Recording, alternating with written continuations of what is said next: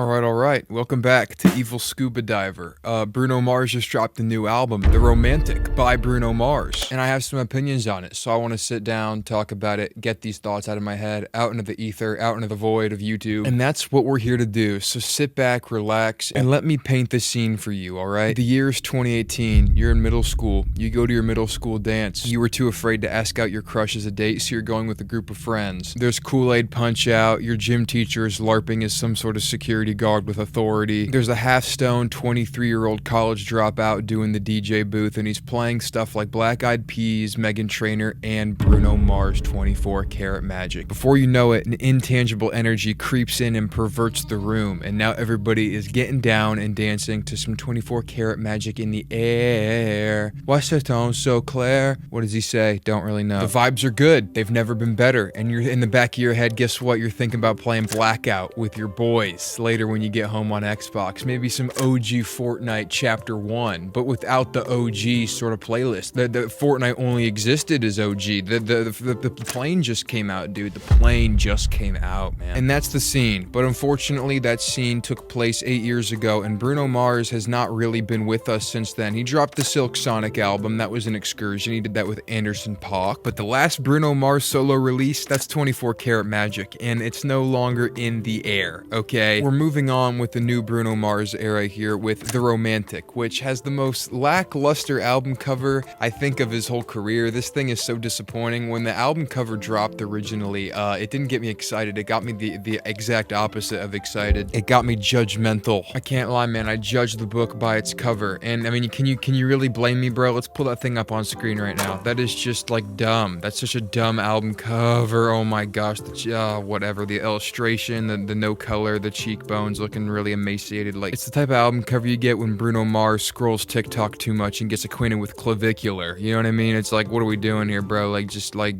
don't do that face, please. But glory, glory, hallelujah, the album cover is not the album. The album is the music. And what do I have to say about The Romantic music-wise? It's pretty good. The thing about The Romantic by Bruno Mars is that this is his most energetic and, you know, sort of people-pleasing album I feel like I've heard from him. I don't mean that in the sense of he's trying to do something to please his audience. I mean that in the sense like this is an album you play when there's a lot of people in the vicinity. This is probably not a headphone album. You can listen to it in headphones, obviously, that is your right, but this thing would really thrive at a cookout or a potluck or some sort of tailgate or something. And the reason I say this is because this album is just organic. This is live instrumentation. This is big band. This is grandiose. To an extent, the title The Romantic actually fits quite well. Not because Bruno Mars himself is playing this romantic, suave character with a rose in his mouth, but because the energy, the viscosity of the instrumentation, the trumpets, the strings, the compositions on here, everything is live big band production. It's all congruent and romantic in like a Renaissance sense of the word, where everything is being heightened to its furthest possible degree and living in that, right? You know, Bruno Mars energetically is like a trumpet on this thing. He's like belting over these songs. There are some songs where he's just a ball of energy. He hasn't had this much energy ever, really. You know, 24 Karat Magic, he was kind of playing that like suave, like front cover, like, yo, what's up? I'm Bruno. Whatever. This album is not that. This album, he's a showman. This album is Bruno Mars putting on the bedazzled disco ball suit and, you know, crooning with the microphone on the mic stand, cradling it, like singing to the audience, and the girls in the front are weeping and they're gasping, oh my god, oh, he's singing to me. And he's leaning into it and he's getting into it and he's all energetic, and that's the type of romantic we're getting on this album. It's a very heightened romantic. Like it does kind of sound a little bit musical theater at points, and it's like, okay, kind of what are we doing? Like, if you're not into it, you're not into it, but I am into it because he's really selling this thing. Like, you cannot deny his vocals are on point. You can't deny his energy is on point. The production's on point. It's big band stuff. It's trumpets. It's guitar solos in the middle of songs. It's slower tempos too, and these slower tempos completely differentiate this album from anything coming out in the pop commercial world recently, because it kind of takes you back to a bygone era of music where you weren't afraid to get longer songs. Like, some of the songs in this thing are 3 minutes 30, 4 minutes. They're conditioned to kind of sound like pop music from the 60s, and it really commits to like the traditional song structures of like the 60s, of the 70s, you know what I mean? Like, if you listen back to Bruno's older catalog, he's sort of mixing and matching genres a little bit. There's none of that going on in this album here. This album is just pure songwriting, no genre bending, no experimentation, just really good, clean, concise, big band produced songs that Bruno floats over perfectly. And not only is this thing like really organic Romantic, and the whole thing is pretty much a live album. But I mean, it's taking inspiration from like Latin and South American sort of instrumentation as well. So it differentiates this album in his discography in that way. He's working with new instrumental palettes. It's it's a welcome decision. You know what I mean? I didn't think Bruno Mars could slide so well over a song like Cha Cha Cha. You know what I mean? But he does. He does. He finds a pocket.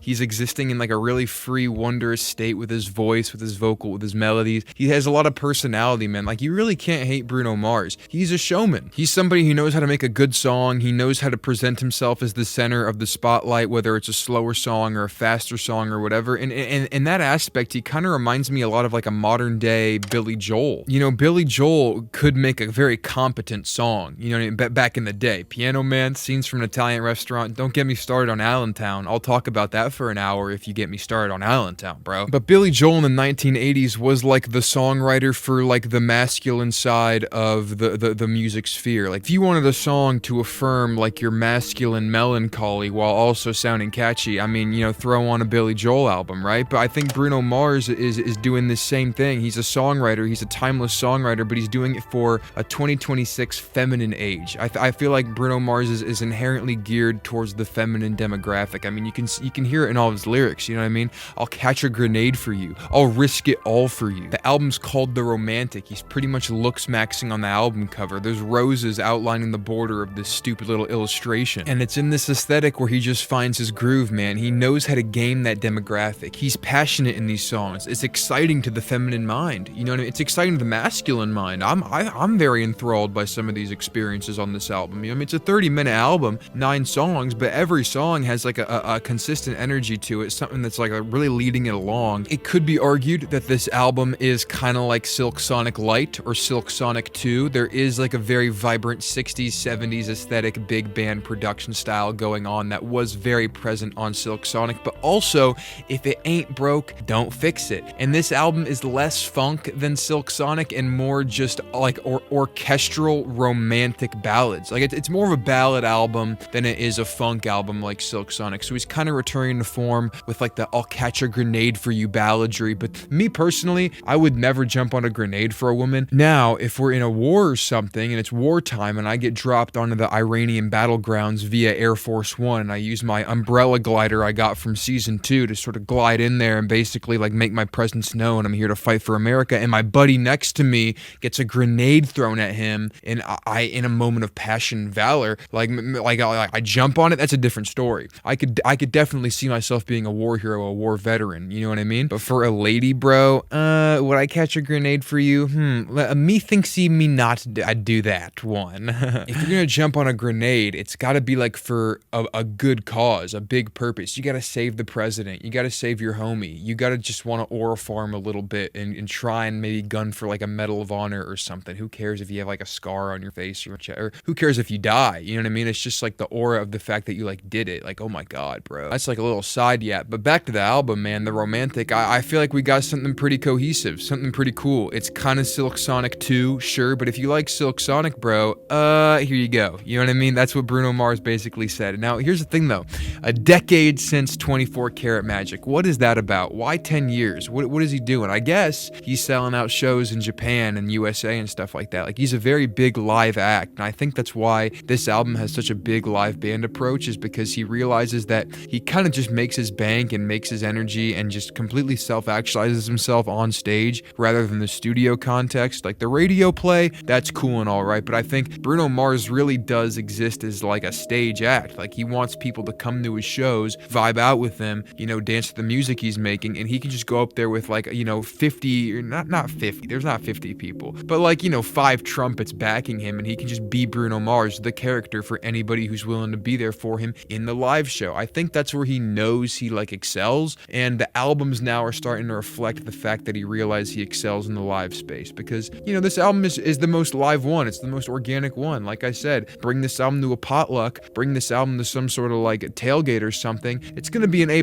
move. I can already see it now. The Starbucks ads, the Target ads, the back to school in August of 2026, man. I can very much see Bruno Mars making some bank via some Apple Sync placements for some Apple advertisements. You know what I mean? Like one phone goes around and the camera is following the phone as it pans, like the phone's being handed off to like all these different people, each one of them a different different race, a different ethnicity, because they have to have the inclusivity in there. It's an Apple ad, you know what I mean? Name me an Apple ad where there was just white people. Not gonna happen. And I'm completely fine with that. I'm just saying, like, let's be real here. That's kind of the branding here. I'm kind of painting the picture of the advertisement. And in the background, you have like a Bruno Mars song from this album, and that just fits. Like that's a perfect advertisement. Like it's gamed for that. Like this album is sort of gamed to be background music for some sort of giant corporate, like very inclusive ad. And you know what, man? More power to him. More power to Bruno. If that's what you're going for, if that's the album you're dropping for us, and if people can get down with it, I'm down for you to do that too. The one thing I might have an issue with though is the fact that it took 10 years and it's Silk Sonic 2. That's really my only issue, my only con. The album's done well. It knows what it is. You know what it is already before you press play. You can kind of have an idea in your head, and yeah, it's not going to stray from that. Your idea is solid, man. It's going to sort of feed that. It's not going to surprise you. It's not going to be an exciting listen in that way. It's going to be exciting in terms of the compositions, like good chords, good melodies, good song structure. It really does feel timeless, like we went back to the 1970s with the song structure, with the songwriting here. But if you wanted Bruno to surprise you, if you wanted Bruno to come out of the gate swinging with like a whole new Bruno Mars aesthetic, that is not what you're getting, man. You're just gonna get Bruno Mars being a showman, being a romantic, being a Renaissance man in the all gold bedazzled suit with the top hat, and it's gonna hit at the live concert experience, and that's what you pay the money for. It's why we buy the big tickets with the big bucks, right? So yeah, Bruno Mars, the romantic. What are your thoughts about it? Do you think it sounds like an Apple ad like I do? Are you okay with it sounding like an Apple ad like I do? Because you can still appreciate the fact that like sonically it's doing something pretty interesting and kind of ambitious within the zeitgeist of 2026 pop music. Yeah. Or is it pop slop? I don't know. Let me know in the comments below. And that's the Evil Scuba Diver excursion video talking about this album. Had to pop a quick opinion out there for all y'all struggling out there forming y'all own. That's why I'm here. It's what I'm here for, man. I'm here for you, low key. And that's the app, bro. I like that Bruno Mars is using his artistry to really bring us back to like traditional big band songwriting, and he's being really grandiose with it, and he's not letting off the gas when it comes to this specific niche aesthetic he's crafting.